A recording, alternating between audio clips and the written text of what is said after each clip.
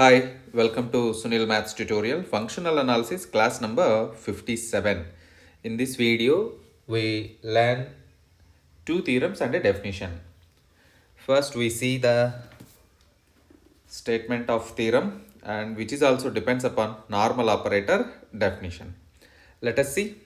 If n1 and n2 are normal operators on capital H, with the property that either commutates with the adjoint of the other, then n1 plus n2 and n1 into n2 both are normal. It means the sum and product of two normal operators is again a normal operator whenever they commutes with the adjoint of the other.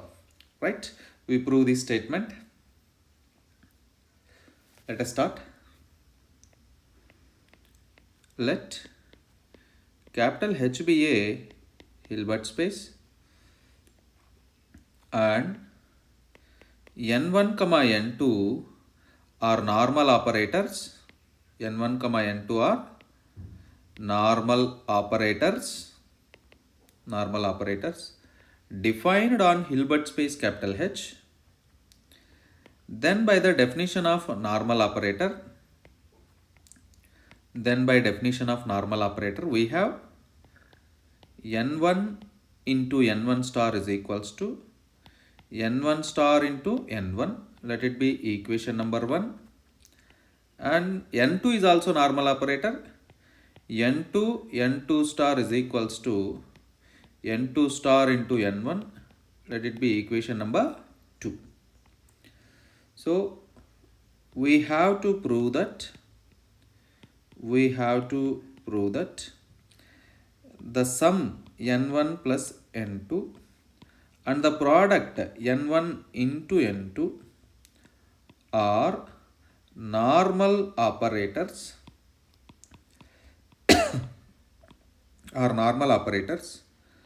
over the Hilbert space capital H. To prove this, let us take n1 commutates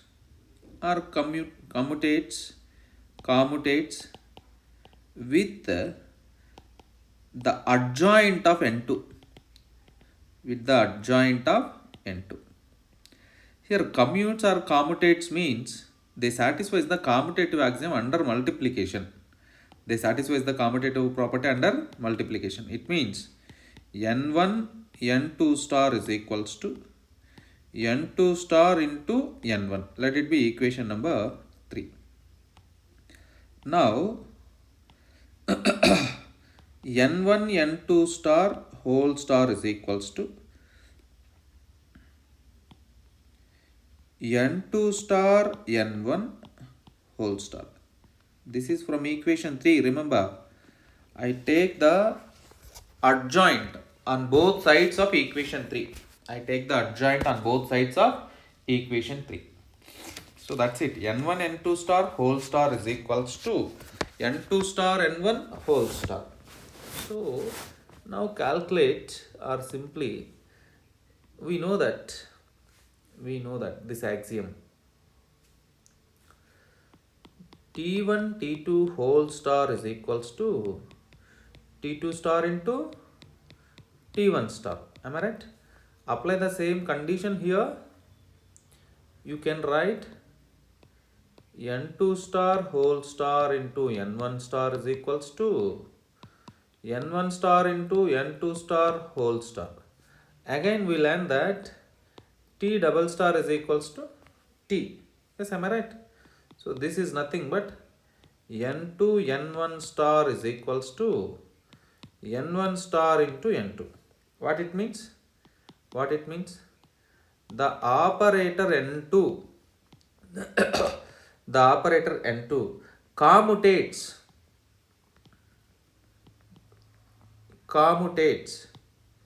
with adjoint of n1.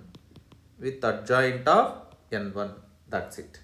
So you remember that if n2 commutates with the adjoint of n1, then n1 commutates with the adjoint of n2. Let it be equation number 4.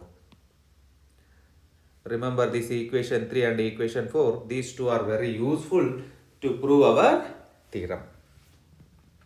Now, first we show that n1 plus n2 is normal operator. Let us write n1 plus n2 into n1 plus n2 whole star is equals to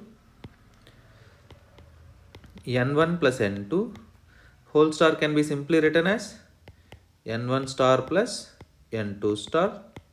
Now multiply, simple algebraic multiplication, you can write like this: n1 star plus n2 star plus n1 star plus n2 star. Now these can be written like this: n1 star into n1 plus n2 star into n1 by using equation 3 and 4 plus n1 star into n2 plus n2 star into n1. Now you make common from these two steps n1 star plus n2 star into n1 plus n1 star plus n2 star into, here it is n2, I'm sorry, it is n2. Now you see, you observe n1 plus n2 star, n1 star plus n2 star is common term. So n1 star plus n2 star, by making common you simply get n1 plus n2. So you clearly prove that n1 plus n2 into n1 plus n2 whole star is equals to n1, this is again, I'm sorry, I'm going to write like this: n1 plus n2 whole star into n1 plus n2, simply n1 plus n2 whole star into n1 plus n2. This condition mathematically shows as the term n1 plus n2 is normal. The term n1 plus n2 is normal operator. So the sum of two normal operators is again a normal operator on H. So next, further you have to show that the product n1 into n2. Consider n1 n2 into n1 n2 whole star. It can be written as n1 n2 into n2 star into n1 star. Let us rearrange n1 into n2 star, associative axiom, into n1 star. Rearrange it n1 into n2 star into n2 into n1 star. Rearrange it n1 n2 star into n2 n1 star. Again rearrange. I'm using equation, continuously using equation 3 and equation 4 only. That's it. I'm using equation 3 and equation 4 continuously. So this n1 n2 star can be written as n2 star into n1, and this term is as it is n2 into n1 star. Now you can again apply the associative axiom. You can just reduce this step. Directly you write n1 star. Directly you write n1 star into n2. Now use the associative axiom. N2 star into n1 star into n2. Again use associative axiom. n2 star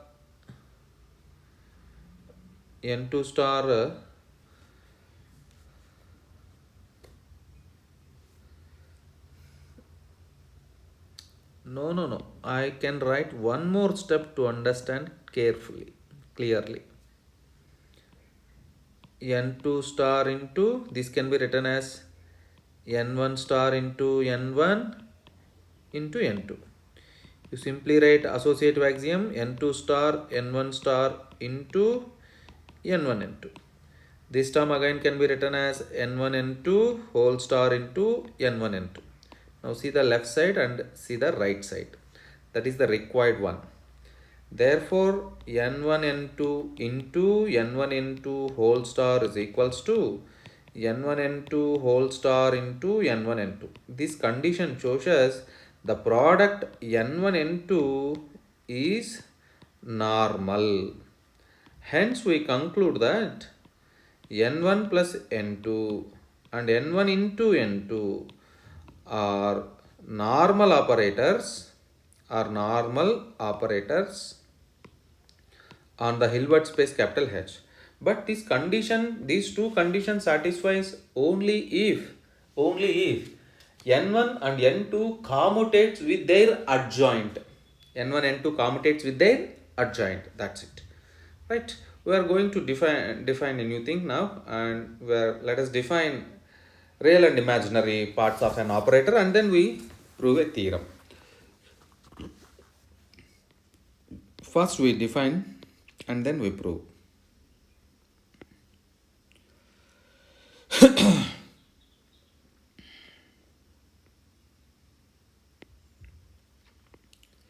Let capital T be any operator on H. Capital T be any operator on the Hilbert space capital H. Take or define T1 and T2 like this. T1 is equals to T1 plus, I'm sorry, not T1. Every time I'm writing T1. T1 is equals to T plus T star by 2. And T2 is equals to T minus T star by 2i. Capital T be any operator defined on a Hilbert space. We are defining T1 and T2. T1 as T plus T star by 2. T2 is equals to T minus T star by 2i. These T1 comma T2 are, T1 is real and T2 is imaginary parts of T. T1 is called real part of T. T2 is called imaginary part of T. Remember that for any operator, T plus T star by 2 and T minus T star by 2i. This is called real part and this is called imaginary part. So now the theorem is, let T1 and T2 be real and imaginary parts of T on a Hilbert space capital H.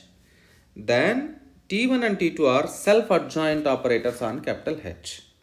Self-adjoint operator. I mean, we define T1 is real part and T2 is imaginary part of an operator capital T. Then these two operators are self-adjoint operators defined over the Hilbert space capital H. Yes, we simply prove that. What is T1? T plus T star by 2. Now calculate T1 star. T plus T star by 2 whole star, which is equals to 1 by 2 into T plus T star whole star, which is equals to 1 by 2 into T star plus T double star, which is equals to 1 by 2 into T star plus T. Simply it can be written as T plus T star by 2. What you get again? This is nothing but T. I mean T1. This is nothing but T1. Therefore, we conclude that T1 star is equals to T1, which implies T1 is self-adjoint. In a similar manner, T2 also. Now take T2, T2 star. T2 star is equals to T minus T star by 2i whole star, which is equals to minus 1 by 2i, because I star is equals to minus I. T minus T star whole star. Remember that 1 by 2i whole star is equals to minus 1 by 2i because of I. Minus 1 by 2i into T star minus T double star. It's simply written as minus 1 by 2i into T star minus T. It's simply written as T minus T star by 2i, which is nothing but T2. Therefore, we show that T2 star is equals to T2. Therefore, T2 is self-adjoint operator on capital H. So, T1 is called real part. T1 is called real part of an operator, and T2 is called imaginary part of an operator T2 is called imaginary part of an operator, and both T1 and T2 are self-adjoint operators on a Hilbert space capital H. On a Hilbert space capital H. So, if there is an operator, there must be real part and there must be imaginary part on the Hilbert space, and both are the self-adjoint operators. Keep learning. In the next video, we learn one more theorem, depends upon the same real and imaginary parts and normal property.